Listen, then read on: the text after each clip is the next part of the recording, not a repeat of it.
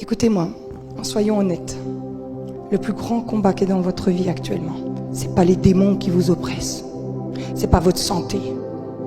C'est pas votre bébé qui vous réveille la nuit. C'est pas votre conjoint. C'est de réussir à passer du temps avec Dieu. Tous vos problèmes se résoudront si vous arrivez à passer du temps avec Dieu. Et le diable, il lutte et il lutte contre ça. J'ai entendu dire des gens qui prenaient l'avion pour aller se faire délivrer à droite, à gauche, ils revenaient, ils n'étaient pas délivrés. Une fois, j'ai dit à Dieu, pourquoi il y a des gens qui ne sont pas délivrés? Pourquoi?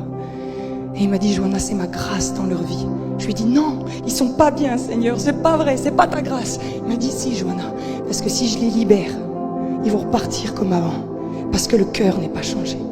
Et dans ma grâce, je peux laisser pendant un temps une forme d'oppression pour que la personne, elle apprenne à voir Jésus. Beaucoup d'entre nous, vous savez pourquoi on s'avance à la prière? Pour que nos problèmes, non, pas pour que nos problèmes s'arrêtent, pour que les conséquences de nos problèmes s'arrêtent. On veut plus d'oppression, on veut dormir la nuit et tout. Mais tes problèmes, ils viennent d'où? De ton cœur. Et ton cœur ne changera que dans la présence de Dieu. Personne ne peut t'imposer les mains pour une relation personnelle avec Dieu, ça n'existe pas. Les ministères ont un but, nous avons un seul but. Vous prendre et vous reconnecter à Dieu. Si nous ne faisons pas ça, nous sommes des gourous. C'est-à-dire que vous venez toujours à nous pour la prière et tous les dimanches, on va prier pour vous pendant 40 ans. Et ça, c'est de la manipulation et encore une fois de l'occultisme. Par contre, le vrai ministère, il fait tout pour te prendre et te dire, tu passes du temps avec Dieu, est-ce que tu passes du temps avec Dieu, est-ce que tu passes du temps avec Dieu, est-ce que tu passes du temps avec Dieu? La vérité, c'est qu'ici, il y a peu de gens qui passent du vrai temps avec Dieu. C'est la vérité. Vous êtes avec moi, levez la main si c'est la vérité. C'est la vérité. C'est juste la vérité. Tu peux me mettre le PowerPoint, pardon, Emmanuel, merci. Dans 1 Corinthiens 3 au verset 2, Paul il dit, vous êtes des bébés qui buvez encore du lait alors que vous êtes censés déjà manger. Et en fait le bébé, c'est quelqu'un qui tu donnes le lait pendant un temps. Mais après il est censé manger tout seul. Vous êtes censé passer du temps avec Dieu, vous. Le Seigneur m'a dit, le réveil qui arrive, Johanna, c'est quand tous les chrétiens passeront du temps avec moi.